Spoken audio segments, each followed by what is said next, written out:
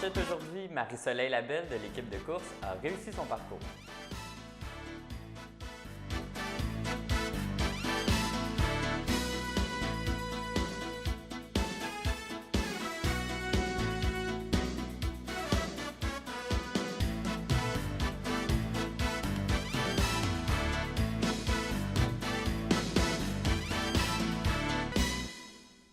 Alors bonjour tout le monde, donc c'est moi Xavier Lemire qui va remplacer François Robert, excusez-moi, aujourd'hui pour le bulletin de nouvelles. Donc ça va être moi tout au long de la semaine, donc vous allez vous habituer peut-être à me voir. Je travaille ici justement comme aide technique habituellement, mais c'est moi qui va faire votre bulletin de nouvelles.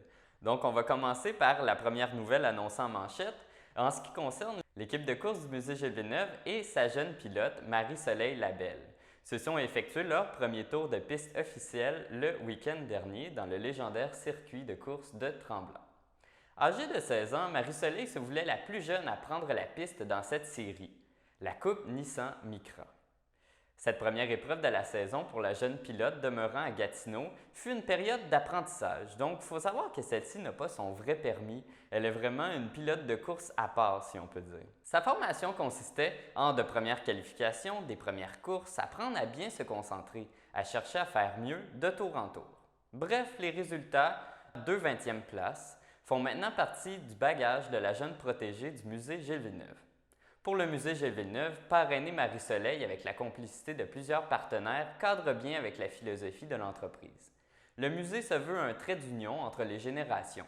Celles-ci ont vu courir en piste Gilles Villeneuve et les plus jeunes qui n'ont pas eu cette chance. Marie-Soleil, à ce chapitre, est notre ambassadrice de confier le directeur général du musée, Alain Bellumeur, qui était présent à Tremblant pour encourager la jeune pilote. Rappelons que Marie-Soleil, qui n'a pas encore son vrai permis, comme je vous l'ai mentionné plus tôt, rivalise dans cette série avec des pilotes chevronnés de Kevin King, auteur de 2 victoires ces week-ends, Valérie Limoges et compagnie, sans oublier Michel Barrette, un autre passionné de voitures. Marie-Soleil et Michel Barrette ont même enregistré un clip devant la caméra, la plus jeune et le doyen. On vous en montre un extrait à l'instant. Mademoiselle Marie-Soleil, comment vas-tu? Très bien. Très bien. Belle journée, belle piste, belle course. Madame, monsieur, première course micro-cup de la saison. Est-ce que vous êtes content d'être enfin déconfiné et puis être derrière le volant? Oui, tellement, mais là-dessus, je félicite et je remercie même Nissan Canada d'avoir tenu bon parce qu'on aurait pu, en cette période de pandémie, dire ben, ça va être trop compliqué, les masques, les pluies, la proximité des gens, comment est-ce qu'on va faire? Non, ils ont gardé leur goût et ils ont réussi à nous proposer une autre saison. Un peu écourtée, mais quand même une formidable saison. Parce que si vous laissez tomber une saison, bien, ça sera toujours plus difficile. Le grand problème, en plus, quand tu as quelqu'un comme Mademoiselle, qui est à sa première saison, de lui dire tu vas commencer l'an prochain ou de couper une saison à 2, ça ne fonctionne pas. Alors là, on a l'impression qu'il n'y a plus de pandémie, on est en piste, oui, on fait attention, on garde notre distance, mais on est sur la piste, on a du fun. Merci Nissan Canada. Michel, on sait que c'est de l'essence qui coule dans tes veines, mais Marie-Soleil, d'où vient cette passion-là du sport auto? Donc, j'ai toujours aimé la course, la vitesse. Puis, quand j'étais petite, je faisais du kart à l'intérieur avec mon père pour le plaisir. Puis, à l'âge de 12 ans, j'ai décidé de commencer à l'intérieur. Puis, une ligue m'a demandé si je voulais faire partie de leur académie, puis de leur équipe. Donc, j'ai commencé à pratiquer sur des pistes extérieures du karting. Puis, c'est de là que j'ai commencé à faire du karting de compétition. Puis, ça se développe. Puis, je suis rendue en micro. Et ça, c'est l'exemple parfait. Vous avez ici l'exemple parfait de ce que c'est que la Coupe Micro. Parce que vous avez les deux extrêmes. Le doyen, Michel Barrette, 63 ans. J'ai vérifié dans les paddocks, il n'y a pas un pilote de plus vieux que moi. Je pense qu'il n'y a même pas un mécanicien de plus vieux. Enfin, il n'y a personne à Mont-Tremblant qui est plus vieux que moi. Et quel âge as-tu? 16 ans. Je pourrais être ton grand-père. Mais justement, que tu sois quelqu'un qui commence en course automobile ou que tu sois quelqu'un qui, comme vous l'avez dit, a de l'essence dans les veines depuis toujours, puis qui te donne l'opportunité de faire une série, puis 2 séries complètes, puis 3 séries complètes de course automobile, ben c'est justement ça. Que tu sois un pilote expérimenté ou que tu commences, il y a de la place pour tout le monde dans la série. Mais qu'est-ce qu'il y a de si spécial dans cette série-là? Est-ce que c'est parce que tout le monde a le même équipement ou c'est très compétitif, c'est serré? Compétitif, pas cher en plus, parce que tu ne trouveras pas aucune catégorie de course automobile que tu vas pas courir avec ces budgets-là, c'est impossible. les voitures sont identiques. Fait que là, tu peux pas dire, ouais, mais lui, il a 400 forces de plus. Puis non, parce que toutes les voitures, bien sûr, il va y avoir les ajustements, il va y avoir les choix de pneumatiques d'angle. Mais tout va se limiter à ça, parce qu'on roule les mêmes voitures. Ce qui fait que si l'autre roule plus vite que toi, tu peux pas dire, ouais, mais non. Apprends ton affaire, fais des tours de piste, améliore-toi. D'ailleurs, moi, là, en réalité, je suis ici sur la piste pour améliorer mes temps. Je n'ai pas la prétention de rouler comme les plus jeunes qui sont plus rapides. J'ai seulement la prétention, moi, dans mon cas, d'avoir du plaisir et de m'améliorer. Dans ton cas, à toi, là, est-ce que tu as fait d'autres sports de compétition? Tu as fait du karting et tout ça? Ouais. Tu es une fille, tu faisais quoi? J'ai fait du Biggs and Shotton, Rotax Junior, puis je fais encore du shifter dernièrement. Fait que je fais pas de la monote. J'ai pas encore mon permis de conduire. Tu n'as pas le droit de conduire dans la rue, Non, je peux mais tu seulement roules à conduire. 160 dans le 1 ici. Là. Exact, sur des circuits routiers, puis c'est de là que j'apprends, puis j'essaie de m'améliorer à chaque tour de piste que je fais. Mais c'est un point intéressant aussi, ça, parce que tu sais, elle n'a pas encore son permis de conduire, mais tu seras toujours une meilleure conductrice sur la route parce que tu auras fait du cycle. Parce que, je veux dire, dans une situation extrême, tu auras le réflexe qui sera là. Je pense qu'on devrait obliger tout le monde à suivre un minimum au moins un cours de conduite dite haute performance. C'est un programme qui serait intéressant. Est-ce que, où tu te vois, parce que là, je sais que tu as la passion, je te vois rouler et tout. Est-ce que tu as déjà dans ta tête, OK, l'an prochain, je vise d'être dans les top 10, après ça, l'année d'après, dans les 3 points. Est-ce que tu es déjà là-dedans? Mais c'est sûr qu'on on reçoit le plus, j'essaie d'apprendre le plus possible, j'améliore, pour justement l'année prochaine, pour essayer de grandir et d'avoir plus D'expérience. Et voilà, expérience. Oui. Est-ce que vous pouvez me donner des petits conseils de m'améliorer? Les conseils de pilotage, je t'enverrai voir ceux qui sont sur le podium. Okay? Parce qu'ils diraient, écoute, Marie-Soleil, mais moi, conseil de vieux monsieur qui a toujours été dans le domaine automobile, qui a toujours aussi un peu fait de course de volant, et quelques petites affaires. D'abord, tu vois comme aujourd'hui, il fait chaud. Ouais. Et à l'intérieur de l'habitacle, il fait encore plus chaud. Puis en plus, la nervosité. Fait que il faut que tu t'hydrates beaucoup. Alors même si tu n'as pas soif, je te dirais, bois pareil. Je sais, parce qu'on se rappellera comme moi, parce que je me suis passé hydraté, j'ai perdu connaissance après une course à Trois-Rivières. Tout le monde m'écoeure avec ça, mais le conseil que je te donne pour éviter ça, tu t'hydrates. En plus, sois prêt tôt. C'est-à-dire que tout le, je vais appeler ça le cérémonial, de t'installer à l'intérieur de la voiture, de t'habiller, les gants, il y a comme vraiment une série de mouvements qu'on est obligé de faire avant la course. Fais le tôt. Comme ça, tu ne seras pas stressé. Il faut éviter qu'à la dernière minute, c'est vérifié tout le temps. Si on dit, mettons, dans 15 minutes, il faut être sur la fausse grille, bien, une demi-heure après, tu sois donc déjà prête aux 15 minutes. Tu vois? Pour éviter, à la dernière minute, de dire, ah, j'ai oublié, mon hand n'est pas attaché, mes ceintures ne sont pas ajustées, ou ce qui est mon gars, les vitres sont... Parce que là, ça te met dans une position qui n'est pas formidable pour partir une course. Parce que lorsque tu peux relaxer, tu respires bien, tu es bien hydraté, tu vas entrer dans une espèce de bulle qu'il faut que tu gardes en course. Parce que les meilleurs pilotes, ceux qui sont meilleurs que moi, m'ont souvent dit, vis dans ta bulle, concentre-toi, reste pas trop longtemps avec la course à l'intérieur pour pas que la température monte, mais trouve-toi comme un, excuse-moi l'expression, un timing qui fait que tu vas avoir l'impression que tout est au ralenti. Même chose en course. Il faut que tu sois alerte, il faut que tu sois présente, mais il faut aussi que tu aies l'impression que tout se fait lentement. C'est drôle parce que ce que je dis là, dans la série La Dérape, mon personnage disait la même chose. Mais c'est exactement ce qu'il faut faire. Et la course, ça se passe devant. Dans les miroirs, soit conscient de ce qui se passe derrière, mais c'est en avant.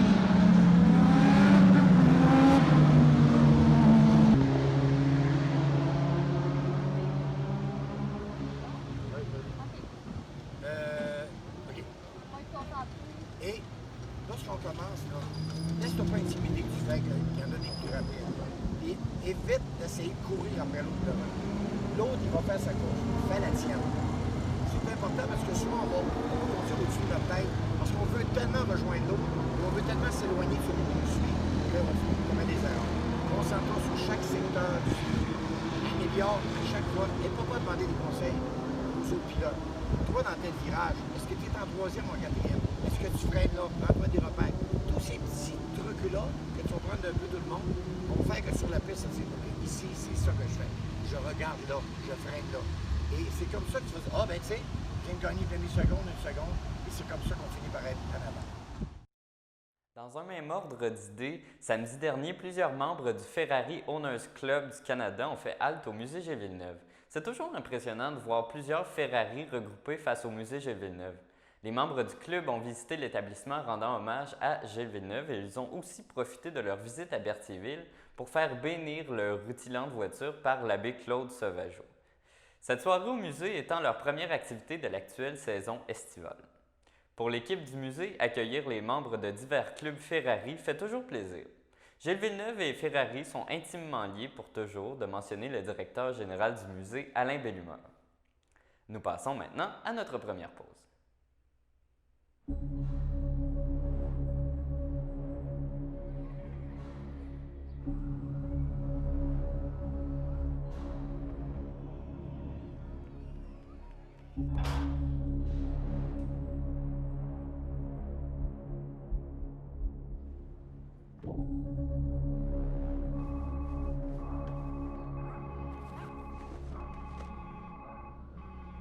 Portez le masque.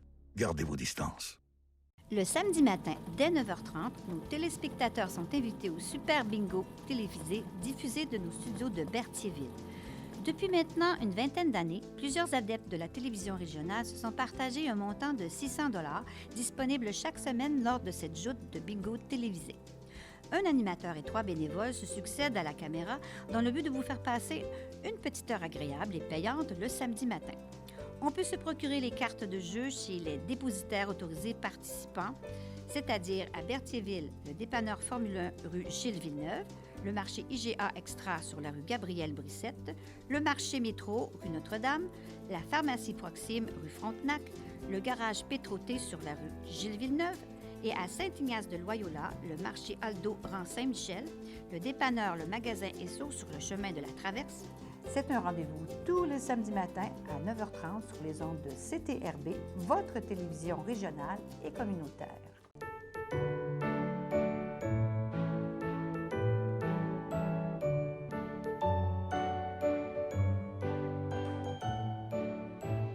Pour ce lundi 27 juillet, le Centre bénévole d'Autrey souhaite bonne fête à Diane Gingras de Lavaltrie et l'Association du secteur handicapé Secteur Berthier souhaite bon anniversaire à Lynn Roberge.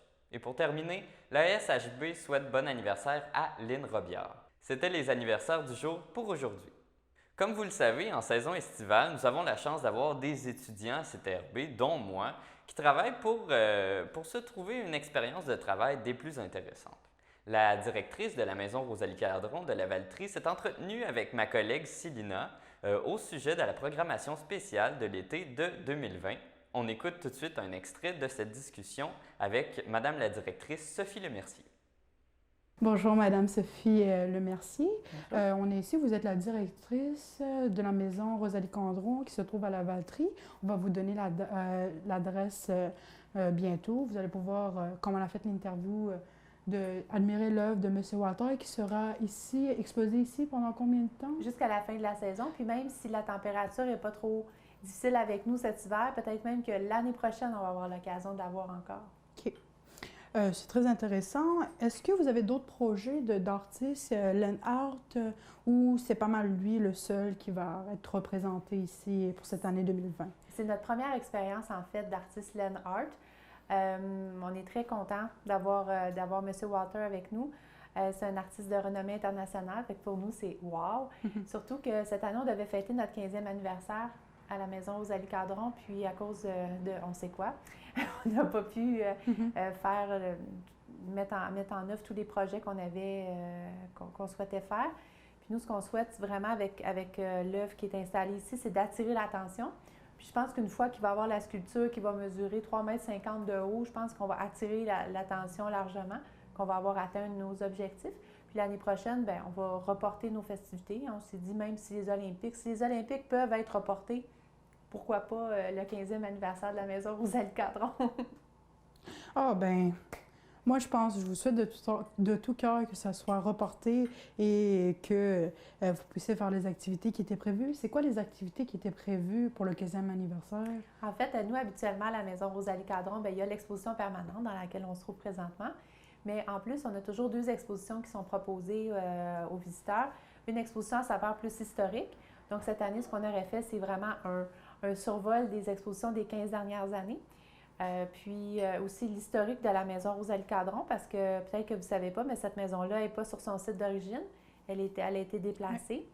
Donc, ça, avec des photos, des articles, un petit film aussi qu'on a en archive, qu'on aurait pu présenter aux gens.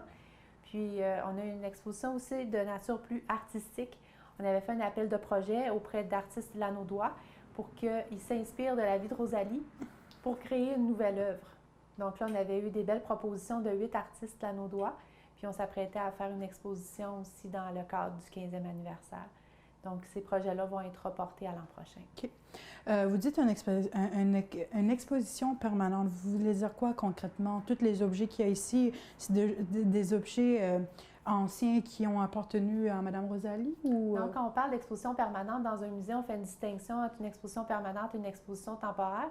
Exposition permanente, c'est une exposition qui reste là pour plusieurs années. Souvent, là, ça peut aller, bien, tout dépendant de la nature du musée, là, mais ça peut aller là, jusqu'à comme 15-20 ans. Dans notre cas, c'est à peu près ça, là, une quinzaine d'années que l'exposition est là. Une exposition temporaire, c'est pour une période de temps qui est prédéterminée. Pour nous, c'est durant la saison. OK. Là, vous ne proposez pas d'exposition temporaire, ce que je comprends. Non, OK. La maison Rosalie Cadron, on en parle, on sait que c'est une maison patrimoniale de la ville de la Valtrie, mais concrètement, c'est quoi, en bref, qui fait que Mme Rosalie Cadron était si exceptionnelle et sur la voie de devenir une sainte, ce que j'ai compris en lisant son histoire, en bref? Tout à fait, vous avez bien fait vos devoirs, mademoiselle, félicitations. Donc, Rosalie Cadron-Jeté est née ici dans cette maison. Puis elle a dû déménager, quitter la Valtrie en 1822 pour se rendre à Montréal. C'était une personne qui était déjà d'avance très pieuse, très généreuse, habitant sur le chemin du roi. Elle accueillait souvent des gens, elle donnait sans compter. Elle avait déjà une âme là, déjà d'exception.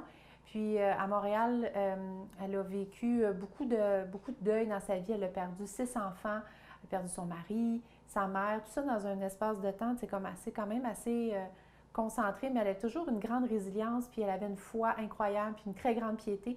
Elle priait beaucoup. Donc, puis elle avait aussi une affection particulière pour les filles-mères. Déjà même avant d'entrer en religion, puis de fonder la communauté des Sœurs de Miséricorde, elle plaçait déjà des filles-mères qui étaient tombées enceintes hors mariage pour les aider durant leur grossesse, puis aider aussi à placer l'enfant après l'accouchement. Puis, suite à une rencontre fortuite avec Monseigneur Bourget, même avant d'être évêque, elle l'a rencontré. Puis après, bien, quand il était évêque, il avait le pouvoir de fonder des communautés. Puis, il a fondé la communauté, il a demandé à Rosalie de prendre part à son projet pour fonder une communauté qui était vouée à l'aide des filles-mères. OK. Donc, c'était pour ça. Donc, Rosalie, elle a été reconnue comme vénérable. Donc, ça veut dire que le Vatican, le pape, a reconnu en elle ses vertus, ses qualités humaines comme étant exceptionnelles au-delà de la moyenne. Puis après ça, il lui manque 2 autres étapes de devenir bienheureuse. Il lui faut un miracle et sainte 2 miracles. Chose qui est un petit peu plus difficile en 2020 de faire des miracles qu'en 802, quand on guérissait d'une entorse à l'orteil, c'est un miracle. Là. Maintenant, les médecins questionnent beaucoup plus quand il y a des guérisons miraculeuses. Il y a une chose importante que je souhaite dire, parce que même si c'est l'expo, qu'on appelle l'expo permanente, puis c'est une exposition, la majorité des choses, oui, c'est des choses que les gens ont déjà vues. Mais étant donné que le Musée des Sœurs de Miséricorde a fermé l'année passée, on a récupéré plusieurs objets de la collection des Sœurs de Miséricorde qu'on a installés dans l'exposition. Donc, on a remodelé un petit peu l'exposition, puis on a même fait une petite évocation de la chambre de Rosalie. Donc, les gens qui ont déjà visité, là, vous pouvez revenir, là, puis vous allez voir des nouveaux objets, puis je suis sûre que vous allez être intéressés.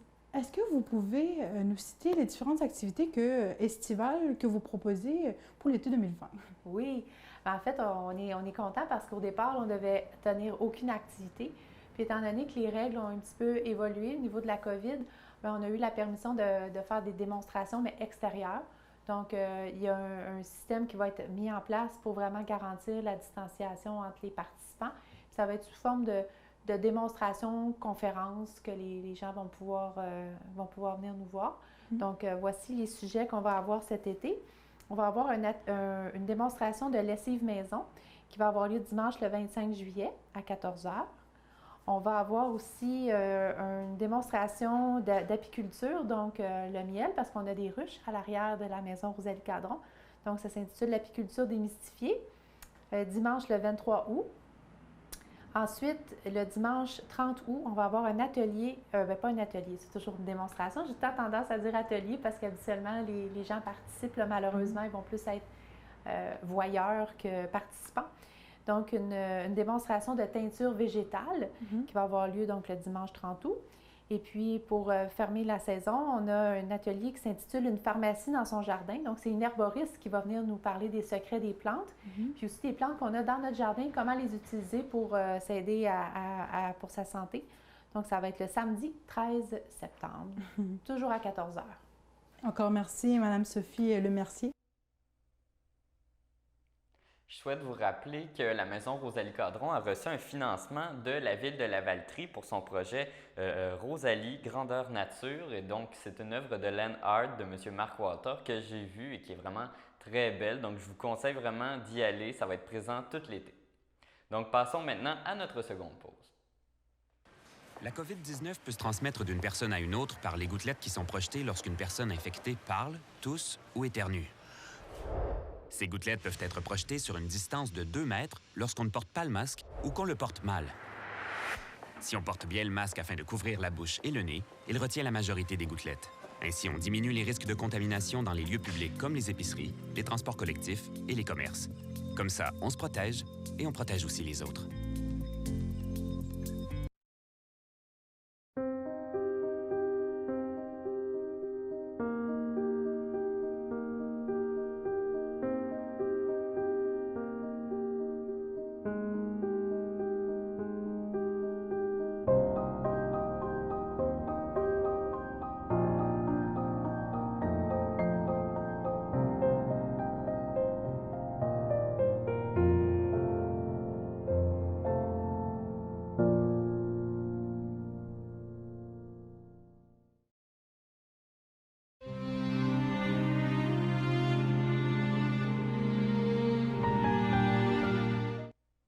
Comme vous le savez, les services pour certaines personnes décédées au début de la crise du COVID-19 ont débuté. C'est le cas notamment pour France Sylvestre, décédée au CHDL de Saint-Charles-Borromée le 8 avril à l'âge de 54 ans. Elle était la fille de Jean-Paul Sylvestre et de Daniel Giroux, demeurant à Saint-Cuthbert et native de Sainte-Geneviève-de-Berthier. Elle laisse dans le deuil, outre ses parents, ses oncles et tantes, Céline Sylvestre et son conjoint Paul Laforêt, Alain Sylvestre et sa conjointe Gisèle Lavallée, sa filleule Chloé Sylvestre, ainsi que plusieurs cousins et autres parents et amis. La famille tient à remercier l'Association des aidants naturels et en particulier Mme Karine Rattel pour son soutien envers la famille. La famille accueillera parents et amis le vendredi 24 juillet de 19h à 21h, ainsi que samedi 25 juillet dès midi au complexe Efterio de Berthierville et suivra une liturgie de la parole à 14h en la chapelle du complexe. Au CHUM de Montréal, le 28 avril, à l'âge de 94 ans, est décédé M. Roger Dolbec, époux de feu Claire Pelletier, demeurant à Berthierville et autrefois de Saint-Zénon. À son domicile de Berthierville, entouré des siens, le 30 mars, à l'âge de 72 ans, est décédé M. Robert Allard, époux de Lynne Champagne. Il était le fils de feu Alphonse Allard et de feu Gabriel Lévesque, demeurant à Berthierville. Il laisse dans le deuil, outre son épouse, ses enfants, Louis et sa conjointe Félicia Venn, Loli et son conjoint Vincent Laure Perrault, Jenny et son conjoint Ruchi Hussein, ses petits-enfants Jaden, Michaela et Adia, sa filleule Louise Allard et son conjoint Alexandre Malo, sa belle-mère, Mme Irène Moreau, feu Rosaire Champagne, son frère, ses sœurs, beau-frère et belle-sœur, Claude Allard et sa conjointe Nicole Germain, Janine Allard et son conjoint Jean-Guy Turcotte, Réjeanne Allard et son conjoint Denis Goyette, Rose Champagne et son conjoint Alain Mirault, Jeanne Champagne, Guy Champagne et sa conjointe Colette Rondeau, Mario Champagne et sa conjointe Chantal Croisetière, Daniel Champagne et sa conjointe Sylvie Laprade, Guylaine Champagne et son conjoint Laurent Sauvé. Il laisse aussi dans le deuil ses tantes, Solange Lefebvre et Janine Latour-Lefebvre, ainsi que plusieurs oncles, tantes, neveux, nièces, cousins, cousines, autres parents et amis. Des dons pour la Société canadienne du cancer seront acceptés au salon. La famille accueillera parents et amis le vendredi 31 juillet de 19h à 21h, ainsi que le samedi 1er août dès midi au complexe funéraire Efterio du 741 rue Notre-Dame de Berthierville. Suivront les funérailles à 14h en l'église Sainte-Geneviève de Berthier. Passons maintenant à la météo.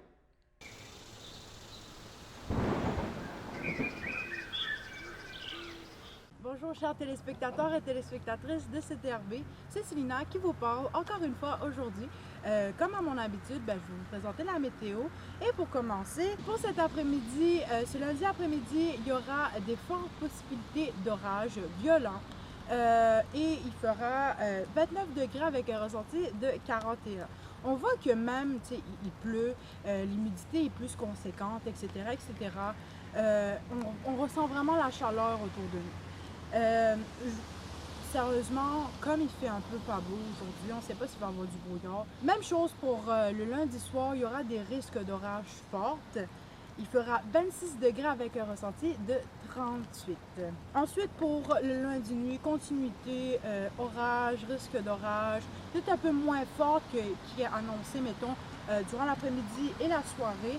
La nuit, ça va être un peu plus calme, mais il y aura quand même des risques d'orage. Il y aura une continuité. Comme j'ai dit, je répète encore une fois, une continuité. Ce sera du lundi après-midi jusqu'au mardi matin. Et comme je dis, risque d'orage 23-30 pour le mercredi après-midi et le mercredi soir. Ça, c'est sûr, presque sûr qu'il y aura vraiment des orages violents. Maintenant, pour le mardi après-midi, là, ça va être un peu plus ensoleillé. On va voir vraiment que ça va se dégager sur l'ensemble. Il y aura un peu plus de passages ensoleillés. Il fera 30 degrés avec un ressenti de 36. On pourrait considérer ça comme une petite période de canicule parce que ça monte, en montant, ça descend. On voit qu'aujourd'hui, en après-midi, il fait 41 degrés, un ressenti de 41. Et sur le courant de la semaine, on va tourner aux alentours des 30. Là.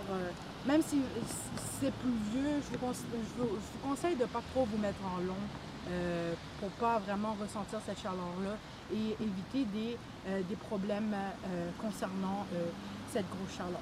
On va passer aux prévisions pour l'atmosphère qui nous entoure. Et quoi dire?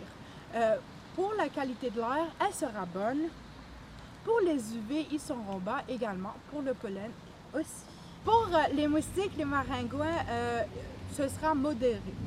Mais concernant les mouches à chevreuil, ça va être un peu catastrophique. C'est quand même élevé. Alors je vous conseille comme d'habitude, mettre la petite crème, mettre la petite lotion. Prenez vos précautions, même si généralement, comme il va faire chaud, vous vous habillerez pas en long, évidemment, à cause des coups de chaleur et tout. Risque de malaise à cause de cette chaleur quand même conséquente avec l'humidité. Surtout l'humidité, c'est un peu plus rude que la chaleur, on le sait bien, parce que c'est vraiment l'atmosphère qui nous entoure qui présente une hausse d'humidité. Durant cette fin de semaine, les mouches à chevreuil vont quand même être conséquentes. Alors, je vous dis ça d'avance, on est lundi, peut-être que vous avez des choses à faire durant cette fin de semaine.